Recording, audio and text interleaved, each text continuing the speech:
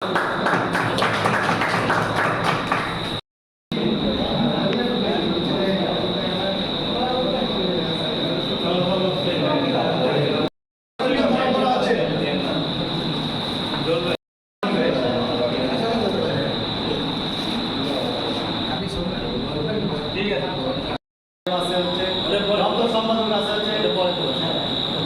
আমরা পরবর্তীতে লিস্ট আকারে গ্রুপে দিয়ে ঠিক আছে।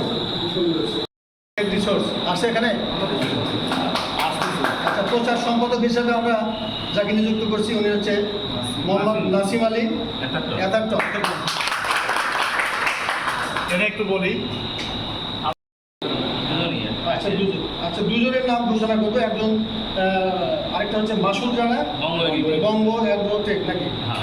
এখন দুজনের মধ্যে একজন তো, তাই না? আচ্ছা, এই দুজনই আপনাদের ক্যাশিয়ার বোর্ডটা চালাবে।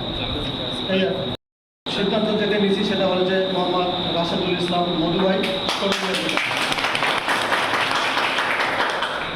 সহসভাপতি পদে আমরা যাকে সিলেকশন করছি সে হলো আমার ভাস্তা মোহাম্মদ জহুরুল ইসলাম ভিয়া কপ্টার। সাধারণ সম্পাদক পদে আমরা যাকে নিযুক্ত করে আসছি এবং আলোচনা করেই করছি, ভাবনা চিন্তা করেই করছি, অত্যন্ত পরিশ্রমী ছেলে এবং অত্যন্ত অ্যাক্টিভ একটা পার্সন, সে আমাদের আলামিন ভাই টাটা কপ্টার। যুগ্ম সাধারণ সম্পাদক পদে আমরা যাদেরকে করছি তারা হলো মোহাম্মদ জেকের আলী ম্যাপ অ্যাগ্রো কে। তারপরে 2 নম্বর হচ্ছে মেহেদি হাসান লার্সেন। মেহেদি হাসান কে ভালো পরিশ্রমী ছেলে বলুন। আচ্ছা, ক্যাশিয়ার পদে আমরা যাকে নিযুক্তি করছি উনি হলো শহীদুল ইসলাম হেকিম বাংলাদেশ। এটা কি আমরা একটা ডিসিশন নিয়েছি। বিষয় হচ্ছে যে কে কোন পদে আসলো এরকম কিছু না ভেবে, মানে কথা হচ্ছে এটাই যে আগে টেলিভিশনে যে একটা লেখা দিত দেখে খবরের পরে সম্ভবত যে দেশ আপনাকে কি দিয়েছে সেটা বড় কথা নয়, আপনি দেশকে কি দিয়েছেন।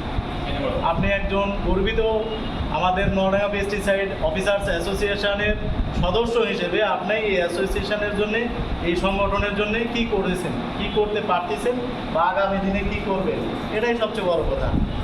আর আরও বড় কথা হচ্ছে যে এই সংগঠনটাকে দীর্ঘমেয়াদী করে এবং শক্তিশালী একটা সংগঠনে রূপান্তর করা আমাদের প্রত্যেকের নৈতিক দায়িত্ব। আমাদের চারপাশে আরও সংগঠন আছে, যেমন তাইপুরে আছে, নাটোর আছে, বনপাড়ায় আছে, হ্যাঁ, বিভিন্ন জায়গায় কিন্তু আরও সংগঠন আছে।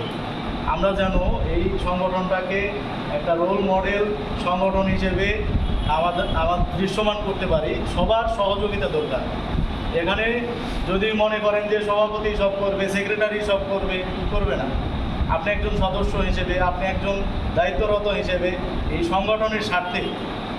সংগঠনের স্বার্থে এখানে দলাদলি, ভেদাভেদ, কোনোরকম মনোমালিন্য বা দেখা যাচ্ছে যে একজন গিয়ে আমাদের ডিস্ট্রিবিউটারের সঙ্গে আমাদের সংগঠনের মানে বিপক্ষে একটা প্রেজেন্টেশন দিচ্ছেন, এমনটা যেন না হয়।